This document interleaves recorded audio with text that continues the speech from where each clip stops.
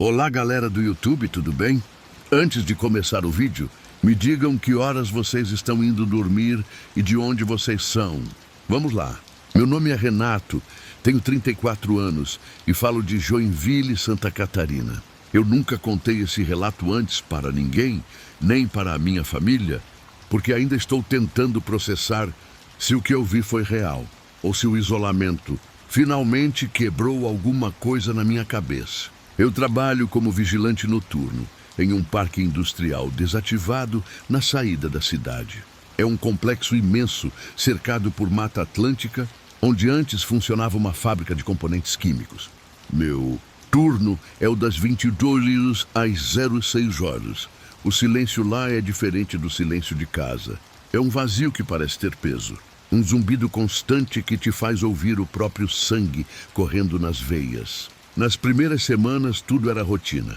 Bater o ponto nas estações de controle, lanterna na mão, rádio no ombro. Mas as pequenas estranhezas começaram na terceira semana. Eu chegava para assumir o posto e notava que as cadeiras da guarita principal estavam em posições diferentes de como eu as tinha deixado. Coisa boba. Talvez o turno do dia as tivesse movido. Mas eu era o único ali desde as 6 da tarde, já que o posto ficava vazio por 4 horas antes da minha chegada. Depois vieram os sons no galpão 4. É o galpão mais afastado, onde o teto de zinco estala com a mudança de temperatura. No entanto, o estalo era rítmico, tec, tec, tec, sempre em grupos de 3. Eu entrava com a lanterna, o feixe de luz cortando a poeira suspensa, e o som parava instantaneamente. O que mais me incomodava, porém, não eram os barulhos, era o cheiro. Em pontos específicos do pátio, do nada, subia um odor forte de ozônio e metal queimado, como se alguém estivesse soldando algo pesado a poucos metros de mim. Eu olhava em volta, e as máquinas velhas continuavam lá frias, cobertas por lonas cinzentas que pareciam vultos agachados na escuridão. Certa noite encontrei uma ferramenta, uma chave inglesa pesada, deixada exatamente no centro do corredor principal do galpão de máquinas. Eu a guardei na caixa. Na noite seguinte, ela estava no mesmo lugar, exatamente na mesma posição, alinhada com as rachaduras do piso de concreto. Eu comecei a sentir que a rotina não era mais minha. Eu estava apenas seguindo um script que algo, ou alguém, estava escrevendo nos intervalos das minhas rondas. O silêncio do parque industrial começou a se tornar mais espesso, quase tátil. Naquela segunda semana, a sensação de que eu não estava sozinho deixou de ser um receio bobo para se tornar uma certeza física. Sabe quando você sente um olhar queimando na nuca, mas ao se virar só encontra o vazio? Era exatamente isso, o tempo todo. Os sensores de movimento do pátio externo, que raramente disparavam, começaram a acender em sequência. Primeiro o poste da entrada, depois o do almoxarifado, depois o do galpão. 4. Como se algo estivesse caminhando em um passo lento e constante, atravessando todo o complexo em direção à guarita. Eu olhava pelas câmeras de monitoramento, telas analógicas, cheias de chiado e estática, e não via nada. Apenas os cones de luz, amarelada, iluminando o asfalto rachado e o mato alto que crescia entre as fendas. O monitor da câmera 07, que cobria a entrada dos fundos, começou a apresentar uma falha repetitiva. A cada 10 segundos a imagem saltava, mostrando um vulto estático por uma fração de milissegundo. Eu pausava a gravação, tentava analisar frame por frame, mas o vulto parecia se camuflar na própria estática do monitor.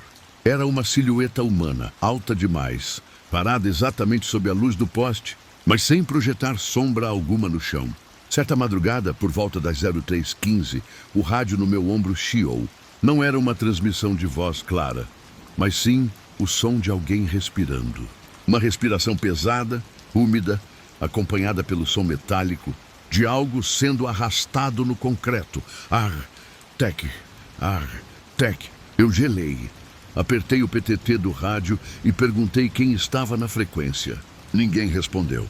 O som de respiração continuou por mais alguns segundos e depois foi substituído pelo barulho de uma frequência de rádio antiga, captando o que parecia ser uma missa em latim, muito baixa. vinda de algum lugar impossível. Saí para a ronda externa com o coração batendo na garganta. O ar estava frio, mas o cheiro de metal queimado estava mais forte do que nunca. Ao passar pelo galpão 4, notei que todas as janelas, altas de vidro aramado, estavam cobertas por uma névoa interna, como se o interior do galpão estivesse aquecido. No vidro embaçado, vi a marca de uma mão. Não era uma mão comum.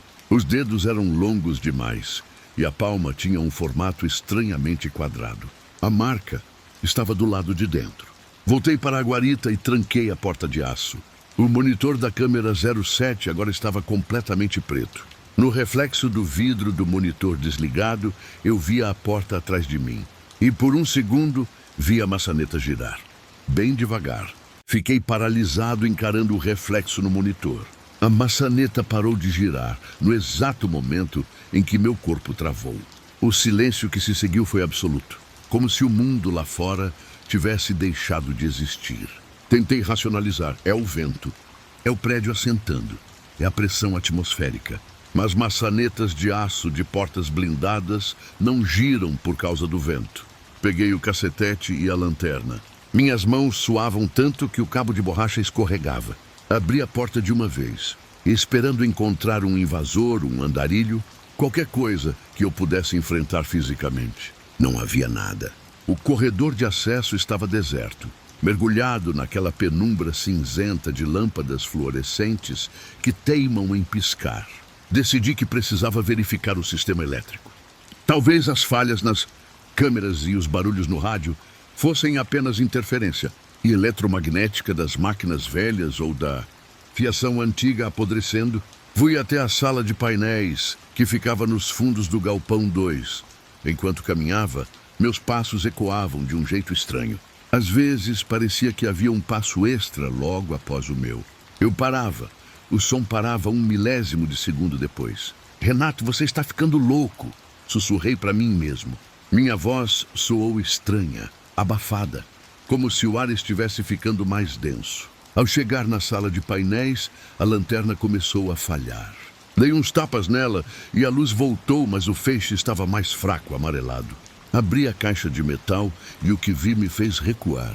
Todos os disjuntores estavam cobertos por uma substância escura, viscosa que parecia óleo queimado, mas tinha uma textura orgânica, quase como tecido vivo. Aquilo pulsava levemente. O cheiro de ozônio ficou insuportável, misturado agora com algo que lembrava carne podre. Foi quando ouvi o som vindo de cima. No teto de zinco, algo pesado se movia. Não eram ratos ou gatos. Era algo com o peso de um homem adulto, mas que se movia com a agilidade de um inseto. Tum, tum, tum. O som atravessou o telhado e começou a descer pelas vigas de sustentação laterais. Eu não apontei a lanterna para cima. O medo instintivo, aquele que a gente herda dos nossos ancestrais nas cavernas, me disse que se eu visse o que estava ali, eu não conseguiria mais me mexer. Corri de volta para a guarita, mas, no meio do caminho, percebi algo que me fez parar de chover. Todas as portas dos galpões, que eu tinha verificado e trancado uma a uma, estavam agora escancaradas, alinhadas, criando um corredor escuro que terminava no fundo do galpão 4. Lá no fundo, uma luz vermelha, fraca e rítmica começou a piscar. O isolamento do parque industrial deixou de ser uma condição de trabalho e se tornou uma prisão. O pátio, antes vasto, agora parecia se fechar sobre mim. As luzes dos postes externos começaram a oscilar de forma síncrona, mergulhando o complexo em uma escuridão total por segundos que pareciam horas, antes de voltarem a brilhar com um tom violáceo e doentio. Eu estava no centro do pátio, exposto. O rádio no meu cinto ligou sozinho. Não era mais chiado ou missas distantes. Era a minha própria voz. Renato, você está ficando louco. O rádio repetia o que eu tinha sussurrado minutos atrás na sala de painéis. A gravação era perfeita, mas o tom era distorcido, arrastado, como se a voz estivesse sendo processada por algo que não entende as emoções humanas. Corri para a guarita principal, a única estrutura com paredes de alvenaria e janelas reforçadas. Ao entrar, bati a porta e passei a tranca dupla. O telefone fixo, que nunca tocou em 3 meses, começou a chamar. O toque era agudo, estridente, cortando o silêncio como uma navalha. Eu não queria atender, mas o som era hipnótico. Alô? Minha voz saiu falha. Do outro lado, apenas o som de metal sendo lixado. Um som seco, rítmico. Então, uma voz de criança, monótona, falou. Ele disse que você esqueceu de trancar a porta dos fundos. Eu olhei para o painel de controle. O LED, que indicava o fechamento da porta dos fundos do galpão 4, que estava verde, ficou subitamente vermelho. Depois o do galpão 3, depois o do 2. Algo estava vindo de galpão em galpão, abrindo caminho de dentro para fora. Eu estava cercado por quilômetros de mata e cercas elétricas que, eu sabia agora, não serviriam para deter o que quer que estivesse ali. Tentei chamar a central de monitoramento pelo celular, mas não havia sinal. A tela do aparelho mostrava apenas uma data. Impossível. 14 de novembro de 1992, o ano em que a fábrica havia sido fechada após um acidente químico nunca devidamente explicado. Olhei para a janela de vidro da guarita. A névoa que eu vira antes nos galpões agora cobria todo o pátio. No meio da neblina, vultos começaram a se materializar. Não eram pessoas. Eram formas geométricas, altas, feitas de sombras e arestas vivas, paradas, apenas observando a guarita. O cheiro de ozônio agora era tão forte que meus olhos começaram a lacrimejar. E um gosto de cobre inundou minha boca. Eu percebi que a segurança da guarita era uma ilusão. Eu não estava protegido. Eu estava apenas enlatado. O pânico atingiu o ápice quando o vidro da guarita começou a vibrar. Não era uma vibração mecânica, era uma frequência sonora tão baixa que eu sentia meus dentes tremerem dentro da gengiva. As luzes dos monitores explodiram uma a uma, lançando faíscas e deixando o ambiente apenas com a iluminação de emergência. Um vermelho sangue que projetava sombras distorcidas por todo lado. A porta de aço, que eu tinha certeza de ter trancado, começou a entortar. De baixo para cima, como se uma força invisível estivesse descascando o metal. Eu me encolhi no canto, atrás da mesa de controle, segurando o cacetete como se aquilo pudesse me salvar de algo que desafiava a física. Foi então que o cheiro de carne podre e ozônio se tornou sufocante. Através da fresta que se abria na porta, eu vi. Não era um monstro de filme, era pior. Era uma massa de membros humanos e peças mecânicas fundidos. Uma engrenagem biológica que se arrastava com um som de sucata sendo triturada.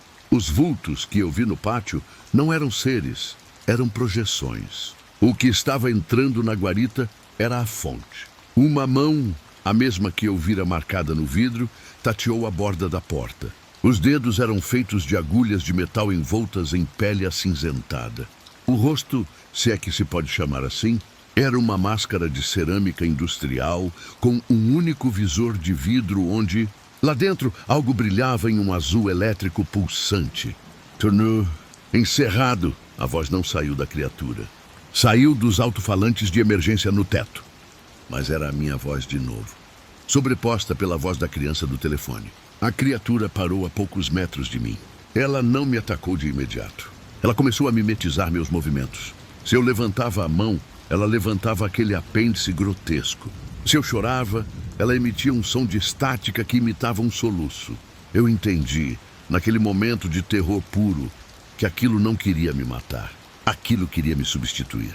A fábrica não estava desativada. Ela estava processando um novo tipo de matéria-prima. O visor azul da criatura brilhou, com tanta intensidade que minha visão começou a branquear. Senti uma pressão insuportável nos ouvidos. E o gosto de metal na boca se tornou gosto de sangue quente. Eu apaguei antes que o processo terminasse. Acordei com o sol batendo no rosto. Eu estava deitado no asfalto do pátio principal, as costas doendo e as roupas impregnadas com aquele cheiro de metal e ozônio. A fábrica parecia comum sob a luz do dia. Apenas ruínas de concreto, ferrugem e silêncio. Me levantei cambaleando e fui até a guarita. A porta de aço estava intacta. Não havia sinais de que o metal tivesse sido dobrado ou de que os monitores tivessem explodido. Tudo estava em ordem. coberto apenas por uma camada fina de poeira. Olhei no espelho retrovisor do meu carro e meu rosto parecia o mesmo. Mas quando sorri, senti um estalo metálico na mandíbula que não deveria estar lá. Pedi demissão naquele mesmo dia. Não dei explicações. Apenas deixei o uniforme e o rádio sobre a mesa do supervisor. Ele não me perguntou nada. Apenas me olhou com um brilho estranho nos olhos. Um azul elétrico que desapareceu tão rápido que achei ser um reflexo da luz do teto. Hoje, moro em um apartamento no centro, longe de qualquer zona industrial. Mas o medo não passou. Toda noite, exatamente às 03h15 da manhã, o meu celular, mesmo desligado, emite um chiado curto. Um som de metal sendo lixado. E o pior não é o som. O pior é que desde aquela noite, eu não sinto mais frio.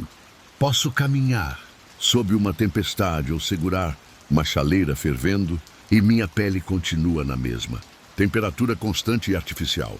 Às vezes, quando estou sozinho no silêncio do quarto, consigo ouvir algo dentro do meu peito. Não é o ritmo de um coração humano. É o som de engrenagens girando tec, tec, tec, sempre em grupos de 3.